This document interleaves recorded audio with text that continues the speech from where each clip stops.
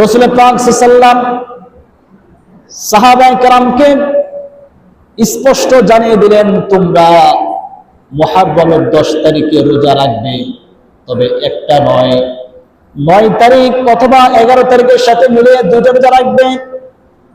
কারণ হলো ইহুদি খ্রিস্টানদের সাথে মুসলমানদের কোনো আমল সম্পর্ক হতে পারে না, সাদৃশ্যপূর্ণ হতে পারে না।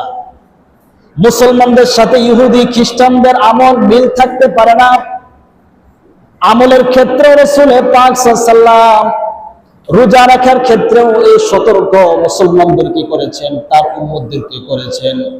এই জন্য রোজা একটা হবে নাকি দুইটা হবে? আওয়াজ করে বলতে হবে। কয়টা হবে রোজা? দুইটা।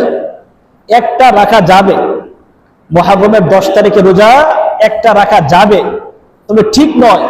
রাসূল যে পদ্ধতিতে আমাদেরকে শিক্ষা দিয়েছেন সুন্নত তরিকা, সেটি হলো 9, 10 অথবা 10, 11।